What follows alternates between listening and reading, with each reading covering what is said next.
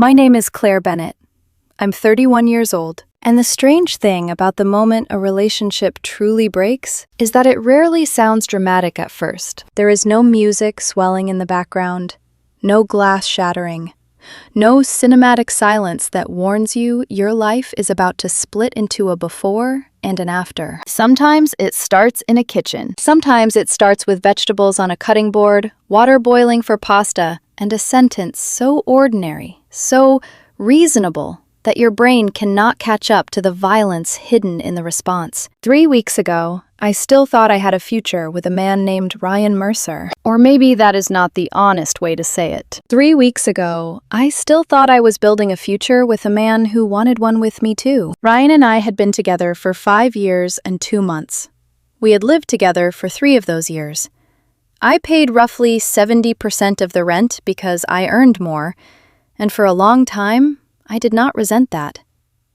I told myself that relationships were not spreadsheets, that partnerships shifted, that love sometimes looked like carrying more when the other person could not. I paid most of the bills.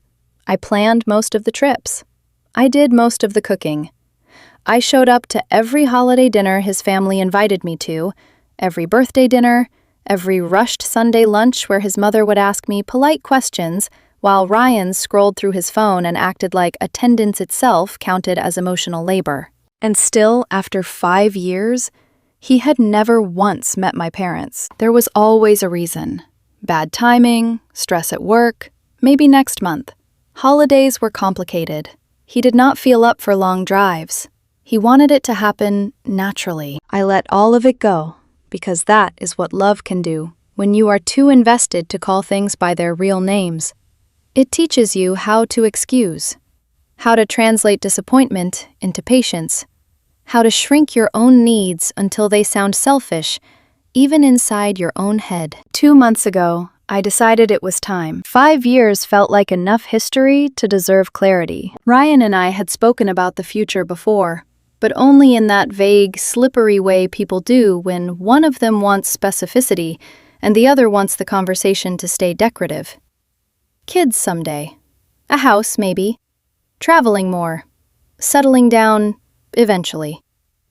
It was all mist and no structure. I wanted structure. Not because I was trying to force him. Because I was 31, tired of pretending ambiguity was romantic, and done confusing delay with depth. So I bought a ring. 1.8 carat oval diamond. Platinum band. $15,200 after tax. I had been saving for over a year in a separate account Ryan did not know about. I researched styles, settings, durability, return policies. I learned more about diamonds than I ever wanted to know. And when I finally bought it, I sat in my car outside the jeweler with the box in my lap and cried a little. Not because of the money, because I thought it meant something. I had planned to propose on our anniversary, which was 3 weeks away. But before I did that, I wanted to make sure we were aligned. I did not want to blindside him with a life-changing question if there were concerns we needed to talk through first. I thought that was maturity. I thought that was respect. What I did not know then was that respect only works when both people speak the same emotional language. That Sunday night, we were making dinner together. Ryan was chopping vegetables. I was handling the pasta. It was ordinary and domestic in the way that used to make me feel safe. The kind of scene that tricks you into believing intimacy exists simply because 2 people know where the olive oil is kept. I remember thinking, this is the perfect moment. Gentle. Calm. Private. So I said, I've been thinking about us lately, about where we're headed. I wanted to talk about the future a little.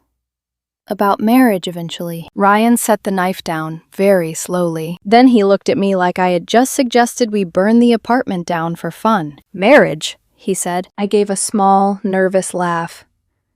Yeah, I mean, we've been together 5 years. I love you. I figured it made sense to talk about timelines and what we both want. His whole face changed. Not confusion, not uncertainty. Revulsion. Are you serious right now? I actually smiled at first, because I thought he had misunderstood me. Yes, I'm just trying to have a conversation. Get out. At first, I honestly thought I had heard him wrong. What? I said, get out. His voice got sharper. I cannot believe you're bringing up marriage after 5 years like it's some deadline I owe you. Like I'm failing some test because I'm not performing on your schedule. My body went cold. Ryan, I'm not saying that. You are, though. This is pressure. This is exactly the kind of pressure I've been dreading. Pressure? I stared at him. I'm asking how you see our future. You're trying to trap me. That word landed like a slap. Trap you, I said. I'm your girlfriend, not a sales rep. I'm trying to communicate.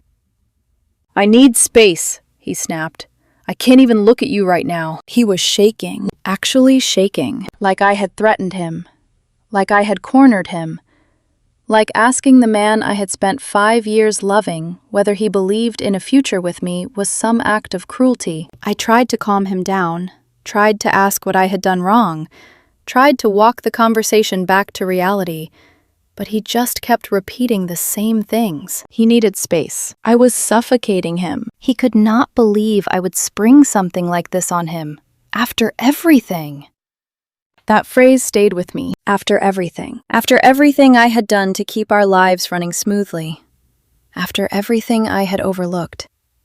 After every compromise I had dressed up as understanding.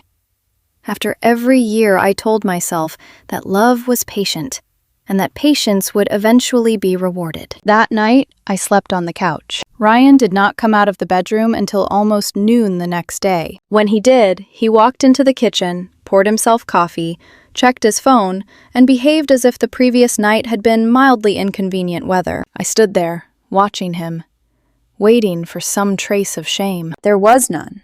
Finally, I said, "Can we talk about what happened?" He did not even look up. There's nothing to talk about. I felt something inside me tighten.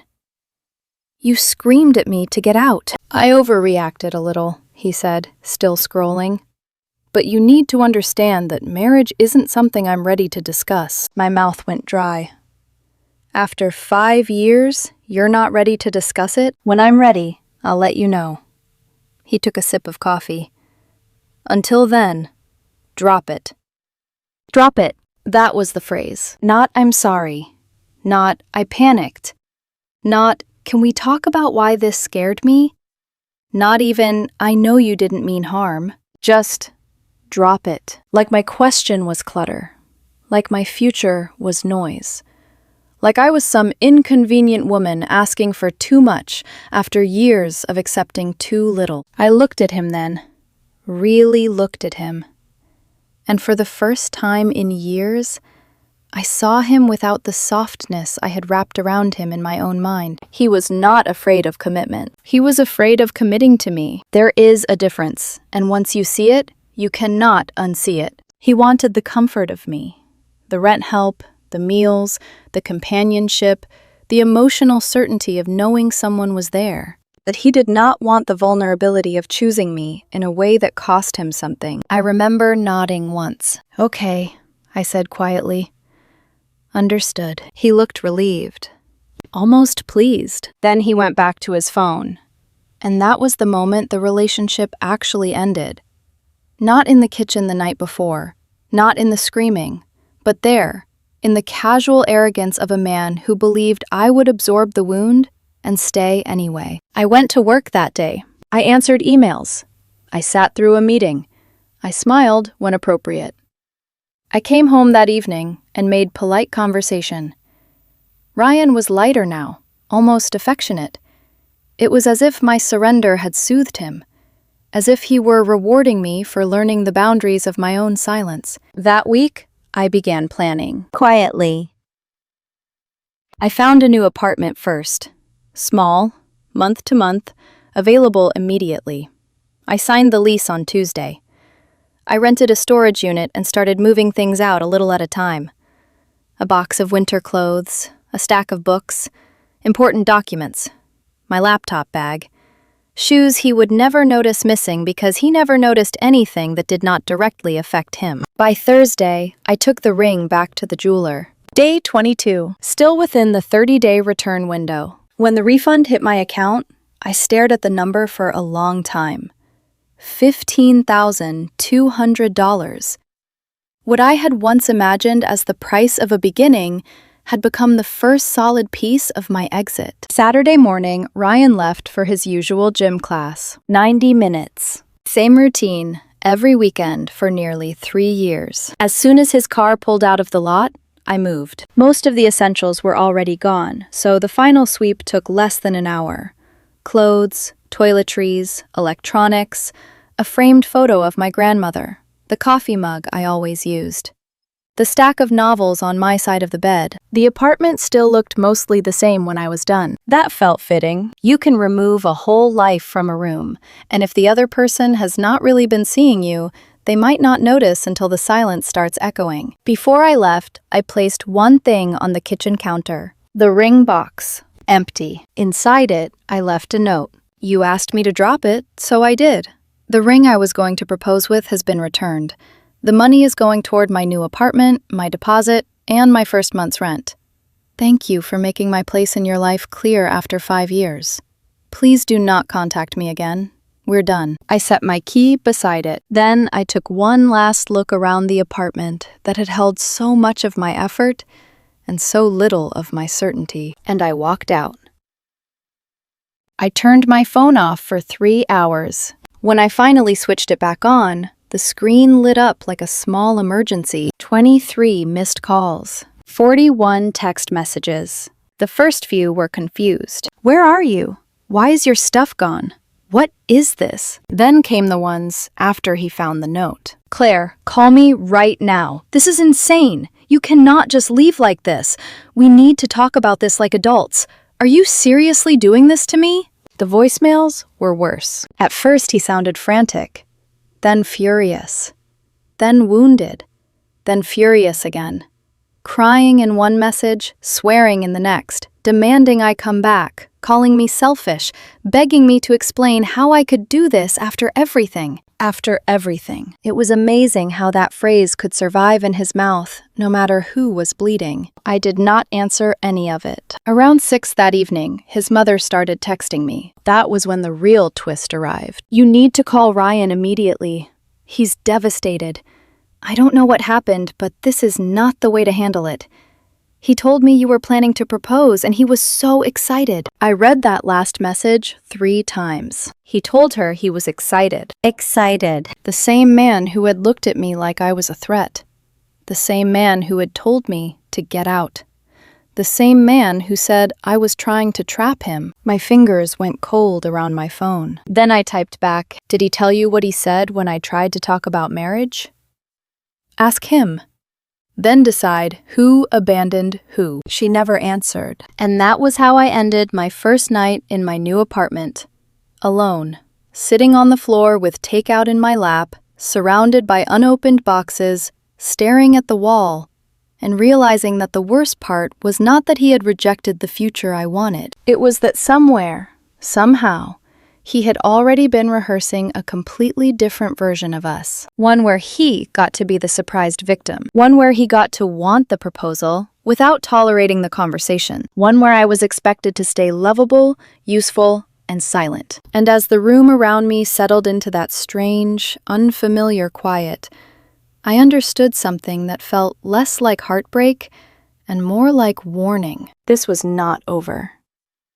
The first night in my new apartment was quiet, in a way that didn't feel peaceful. It felt unfamiliar, like silence that hadn't decided yet whether it was going to comfort you or expose you. I slept on a mattress on the floor with no sheets, my phone face down on the hardwood, still buzzing occasionally with messages I had no intention of reading. Every time it lit up, I felt a strange pull in my chest. Not temptation exactly, more like muscle memory. 5 years of conditioning doesn't disappear just because you finally choose yourself, but I didn't pick it up because I already knew how that conversation would go. He would cry, he would apologize, he would promise, and I would want to believe him. That had always been the pattern, and this time, I wasn't going to play my part. A lot of people later asked me the same question. Why didn't you just break up with him face to face? It sounds reasonable on the surface. Mature, respectful, fair. But here's the truth no one likes to say out loud. Sometimes the only way to leave someone who manipulates you is to leave before they realize they need to start. Because if I had sat across from Ryan and told him I was done, he would have done exactly what he did later, just more effectively. He would have softened his voice, reached for my hand, told me he didn't mean it, blamed stress, blamed fear, blamed me just enough to make me question my reaction, but not enough to look like the villain. And I knew that about myself. So I completely. Day 2. I was at work, halfway through answering emails, when my receptionist buzzed my desk. Claire, there's someone here to see you. He says it's urgent. Family emergency. My stomach dropped. Ryan. Of course it was Ryan. I closed my eyes for a second, inhaled slowly, then told her to send him up. No, that's not true. I told her I'd come down. I wasn't about to let him into my space. When I stepped into the lobby, I almost didn't recognize him. His eyes were swollen. His hair was a mess. He was wearing the same gray hoodie I had seen him in Saturday morning before I left. Like time had stopped for him the moment he realized I was gone. Claire, he said, stepping toward me like I might disappear again. We need to talk. There it was, that word. Need. As if urgency could replace respect. There's nothing to talk about, I said calmly. His face twisted. You don't get to decide that alone. I have a say in this too. I held his gaze. You had 5 years to have a say. I'm done. That was when he broke. Right there in the lobby, tears. Real ones, at least on the surface. His voice cracked as he grabbed my arm, his fingers tightening like he thought he could physically anchor me in place. Please, he said. I made a mistake. I was scared. I didn't mean what I said. I love you. I want to marry you. The words landed, but they didn't settle because they were too late. You told me to get out, I said quietly. You said I was suffocating you. I was having a bad day, he rushed. You caught me off guard. That's not how I really feel. I shook my head slowly. That's exactly how you really feel. You just didn't expect consequences. For a split second, something flickered in his eyes. Not pain, not regret. Calculation. He shifted. Fine. You want the truth? He said, his voice suddenly sharper. I was planning to propose to you on our anniversary. I had everything ready. You ruined it by bringing it up early. The words hung between us, and for a moment, I almost laughed. You were going to propose to me, I repeated. Yes, he said quickly, seizing the momentum. That's what I've been trying to tell you. With what ring? Silence. Just a beat, but it was enough. I was going to buy one, he said. With what money? I asked calmly. I've seen your savings account, Ryan. You spent $400 on a jacket last month and complained about being broke. He opened his mouth, closed it. Nothing came out. That was when I knew for sure. Not just that he was lying, but that he thought I was someone who would accept a lie that thin if it was delivered with enough urgency. Security stepped in not long after, politely but firmly asking him to leave.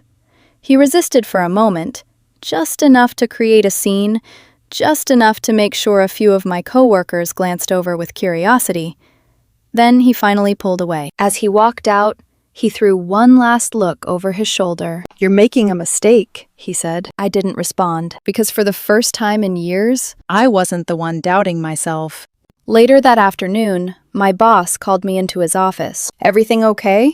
He asked, not unkindly. I gave him a shortened version. Relationship ended, unexpected visit, won't happen again. He nodded, but there was a subtle shift in his expression, the kind that says, handle your personal life better next time. Fair enough. I didn't plan on giving anyone a sequel. By day 4, the narrative started spreading. Not mine. His. 3 different people reached out to me within the same afternoon, all with the same tone. Concerned. Careful. Slightly judgmental. I heard what happened. Don't you think you're being a little harsh? She really loves you, Claire. Maybe you guys just need space and counseling. I mean, 5 years is a long time to just walk away like that.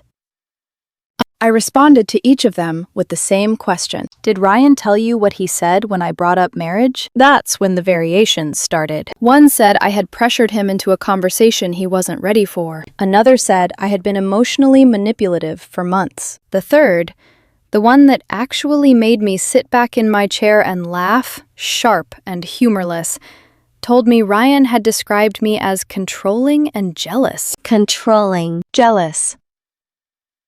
Me, the woman who couldn't even get him to meet her parents. I didn't argue. I didn't beg them to take my side. I simply told them exactly what happened. The kitchen, the screaming, the get out, the you're suffocating me, the part where he told his family he was excited about a proposal while telling me I was trying to trap him, the part where I paid most of our bills for 3 years while he bought designer clothes and talked about being broke. 2 of them stopped responding after that. The third sent a polite message about not wanting to take sides. I didn't reply because neutrality in situations like this isn't neutrality. It's avoidance, and I was done accommodating that, too. Day 6. A text from Ryan. Short. Sharp. I want my stuff back. I stared at it for a moment, then typed back, I didn't take anything that isn't mine. If you think I did, be specific. His response came almost immediately. A list. My PlayStation. The stand mixer. The coffee maker. I actually blinked at the screen. The PlayStation I had bought 2 years before we even moved in together. The mixer my mother had given me. The coffee maker I had purchased during my last apartment lease. I sent him a photo of the PlayStation receipt with my name clearly printed at the top. Stop contacting me. He didn't stop. Day 7. His father called. I had met him exactly twice in 5 years. Both times had been tense. He was the kind of man who spoke like every sentence carried weight, even when it didn't. Claire, he said, his voice low and deliberate. I think we need to have a conversation. I almost hung up, but something in me wanted to hear it. Go ahead, I said. I know my son can be difficult, he began. But you made a commitment when you moved in together. You don't just walk away from that. I let out a quiet breath. With all due respect, I said, I tried to make a bigger commitment. He told me to get out when I brought it up. So I did. That's not what he meant, his father said quickly. He's been under a lot of pressure. He has anxiety. You know how he is. I closed my eyes for a second. No, I said softly. I don't think I do. And that's the problem. There was a pause. Then he said something that made my chest tighten. He really thought you were going to propose. He's been telling everyone. There it was again. That version of reality. The one where he was the expectant one. The one where everything was already decided, just waiting for the right moment. Then why did he react the way he did when I tried to talk about it? I asked. Silence. I don't know, his father admitted. That's between you two. There is no us anymore, I said. And before he could respond, I ended the call. That night, I sat in my apartment, the walls still mostly bare, a half-assembled chair leaning against the corner, and I finally allowed myself to think about the question that had been circling everything. Why? Why would someone tell everyone they were excited about a proposal and then explode when the conversation actually happened? Why build a narrative you couldn't even tolerate stepping into? And slowly, uncomfortably, an answer started to form. He didn't want the conversation. He didn't want the reality of partnership, the discussions, the expectations, the mutual decisions. He wanted the moment, the ring, the surprise, the announcement, the validation. He wanted to feel chosen without ever having to choose. Some people don't want relationships, they want roles. And I had spent 5 years playing one without realizing the script had never included me as an equal. I set my phone down. The room was quiet again, but this time It didn't feel unfamiliar. It felt like the beginning of something that finally belonged to me. And somewhere deep in my chest, beneath the anger and the exhaustion, there was something else. Not peace. Not yet. But something close to it. Clarity. And clarity, I was learning, can be louder than any argument you never finished. The apology came exactly 8 days after I left. Not a text, not a voicemail, an email. Long. Structured. Carefully written in a way that felt practiced. I stared at the subject line for a full minute before opening it. Claire, please read this. I almost deleted it without reading. Almost. But curiosity is a dangerous thing when it's mixed with history. So I opened it, and I read. He apologized for everything. The screaming, the overreaction, the way he spoke to me, the way he made me feel. He said he had been scared. Not of me, but of himself. Of the weight of commitment. Of repeating mistakes he had seen growing up. He wrote about childhood trauma I had only heard fragments of over the years, suddenly expanded into paragraphs of explanation. He said he hadn't known how to process what he felt when I brought up marriage, that it hit him too fast, too directly, that instead of responding like an adult, he panicked. He admitted he handled it badly. He admitted I didn't deserve that. And then came the part that almost worked. I know I don't deserve another chance, he wrote, but I'm asking for one anyway. I'll go to therapy. I'll meet your parents. I'll do whatever it takes. I was ready to spend my life with you. I just didn't know how to say it. I sat there with my phone in my hand, rereading that last line. For about 30 seconds, I almost believed him. Not fully, but enough to feel that familiar pull again. The one that says, maybe this time is different. Because this was what I had waited for, wasn't it? Accountability. Awareness. Effort. All the things that had been missing for 5 years, now laid out in clean sentences, finally offered when it was already over. And then, just as quickly, something colder cut through it. 5 years. 5 years to say those things. 5 years to show those things. And the only time they appeared was after I walked away. I locked my phone, set it down, and didn't respond.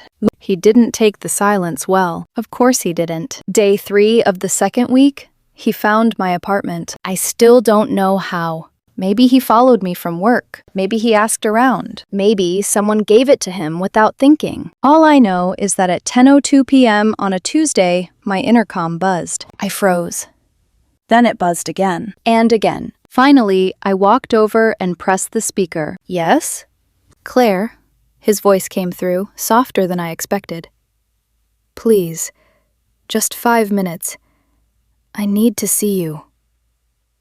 I closed my eyes. Part of me wanted to ignore it, to let him stand there until he got the message. But another part, the part that still needed closure, even if I already knew the answer, told me that if I didn't face this, he might keep coming back. So I grabbed my keys and went downstairs. I didn't let him into my apartment. We stood in the lobby. Neutral ground. He looked different, not broken like at my office. Put together, carefully put together. His hair styled, clean clothes, a jacket I recognized. One of the expensive ones he'd bought recently. He looked like someone going on a date, not someone who had just lost a 5-year relationship. Can we talk? He asked. You have 5 minutes, I said. He nodded, like that was more than he expected. I know I messed up, he started. I know what I said was horrible. But you have to understand where I was coming from. There it was. The shift. Not, I was wrong, but you have to understand. I felt ambushed, he continued.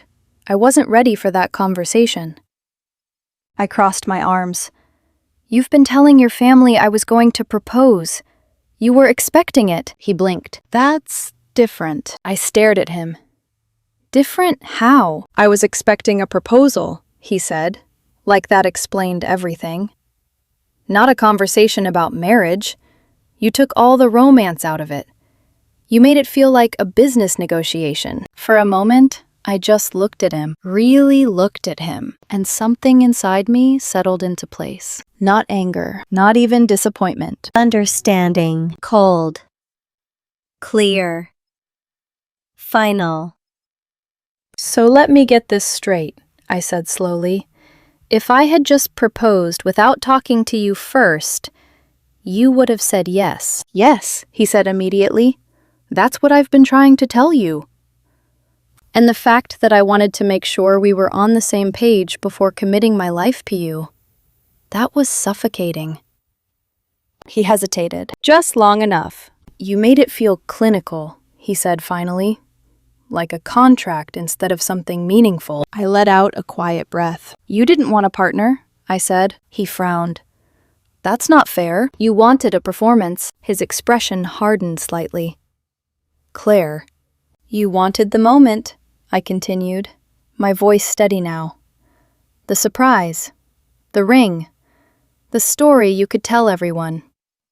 You didn't want the conversation that comes before it, the reality, the part where we actually talk about what marriage means. That's not true, he snapped. You screamed at me to get out for trying to have that conversation. I told you, I panicked. And now you're telling me you would have said yes if I had skipped the conversation entirely? He opened his mouth, closed it, because there was no version of that argument that didn't expose exactly what he was. He ran a hand through his hair, frustrated. You're twisting this, he said.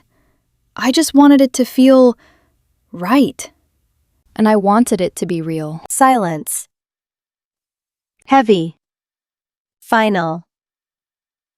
Then, softer now, almost defeated, he said, I don't know what's wrong with me. That caught me off guard. Not the words, the tone. Quiet. Unpolished. I don't know why I reacted like that, he continued. I love you. I've always loved you. I just couldn't say it right. For a split second, something in my chest tightened, because that version of him, that honest, uncertain version, was the one I had spent years hoping would show up. But timing matters, and truth that arrives too late doesn't rewrite what came before it. I'm sorry, I said, and I meant it. Not for leaving, for him. For whatever part of him couldn't bridge the gap between what he felt and what he was capable of giving. He took a step closer. So, can we start over? He asked. There it was, the ask, the reset button he thought he could press. We can forget all of this happened, he continued quickly. Do it the right way this time. He paused, then added almost casually, I'll even let you propose again. I blinked. Once, slowly, and just like that, whatever softness had almost surfaced inside me disappeared. I'll let you, I repeated. He didn't seem to hear it, or maybe he didn't understand why those words mattered, because in his mind, this was generosity. Compromise. A second chance. But all I heard was the same dynamic, unchanged. He would allow, I would perform. He would receive, I would prove. And somehow, that was supposed to be love. We're done, I said. His face fell. Claire, don't come here again. I turned and walked back toward the elevator. Behind me, I could feel his gaze, heavy and stunned, like he couldn't quite process that the script had ended without his approval. The doors closed, and for the first time since this started, I didn't feel like I was walking away from something. I felt like I was walking out of it. Week 3 is when everything stopped being private. Up until then, the damage had been contained. Between me and Ryan, between a few friends, between awkward conversations and unanswered messages. But Ryan had made one critical mistake. He had told too many people a story that didn't match reality, and when reality refused to cooperate, he started rewriting it. At first, it was small, contained. Version 1. I had commitment issues. I panicked. I couldn't handle the idea of marriage and ran. Version 2. I was seeing someone else. That one almost made me laugh when I heard it. Not because it was ridiculous, but because it was so transparently convenient. Version 3. I had been emotionally controlling for months, and he had finally escaped. That one stuck a little longer than the others, because it sounded serious. Believable. The kind of accusation people hesitate to question. But here's the problem with telling different lies to different audiences. Eventually, they meet. And when they do, the truth doesn't have to fight very hard. It just has to exist. The message came from someone I barely knew, Ryan's cousin. We had met once at a holiday party 2 years ago. She had been quiet, observant, the kind of person who didn't say much, but noticed everything. Her message was simple. Hey Claire, I hope this isn't weird. I'm hearing a few different versions of what happened between you and Ryan, and they're not lining up. I just wanted to ask you directly, what actually happened? I stared at the message for a while, because this was the moment. The one where I could choose to defend myself emotionally, or just tell the truth and let it stand on its own. So I replied, no exaggeration, no dramatics, no attempt to make him look worse than he had already made himself. I told her about the kitchen, the conversation, the way he looked at me, the words he used, the get out. The next morning, the drop it, the planning, the note, the ring, the return, everything. Clear. Simple. Undeniable. Her response came 10 minutes later. Yeah, that sounds more like him. I blinked at the screen. More like him. Not surprising. Not shocking. Not out of character. Familiar. I'm sorry, she added. Then, after a pause, you're not the first person he's done something like this to. That was the moment something in me shifted again. Not painfully. Not dramatically. Just quietly. Because there's a certain kind of relief that comes with understanding you weren't uniquely wrong. You weren't the exception. You weren't the one who failed to love someone correctly. You were just the next person in a pattern. And patterns, once you see them, lose a lot of their power. I didn't ask for details. I didn't need them because the truth was already enough. After that, I stopped paying attention, blocked him everywhere, changed my phone number after realizing he had started using other people's phones to reach me. Disconnected completely, not out of anger, out of clarity. 2 months later, I was still in the same apartment, still month to month, still figuring out where I wanted to go next. The furniture was no longer temporary looking. The boxes were gone. The walls had a few things on them, nothing elaborate, just enough to make the space feel like mine. Work was steady. Life was quiet. And quiet, I had learned, is not the same as empty. It's just honest. I would be lying if I said I never thought about him. 5 years doesn't disappear just because you understand it differently now. There were good moments. A lot of them, actually. Small ones. Shared ones. The kind that make you believe something is real, even when it's built on uneven ground. But good moments don't erase fundamental truths. And the truth was simple. Ryan didn't want a relationship built on communication. He wanted a relationship built on feeling, on timing, on presentation, on things happening the way he imagined them, not the way they needed to be discussed. He wanted the proposal, the ring, the announcement, the story. He just didn't want the part where two people sit down and decide together what their future actually looks like. He didn't want a partner. He wanted a narrative. And I had spent 5 years trying to be both. Last week, I got one final message from a number I didn't recognize. Of course, you'll regret this, it said. You'll realize what you lost. And when you come crawling back, I won't be there. I stared at it for a second. Then I smiled. Not because it was funny, because it was predictable, because it proved, even now, nothing had changed. No accountability, no reflection, just a different version of the same story. One where he still needed to be the one with power. I didn't respond. I didn't block the number immediately either. I just set my phone down, because for the first time, I didn't feel the need to react at all. Here's the thing. I already know what I lost. 5 years with someone who couldn't say, I love you without conditions. Someone who wanted the wedding, but not the marriage. Someone who exploded when I tried to communicate.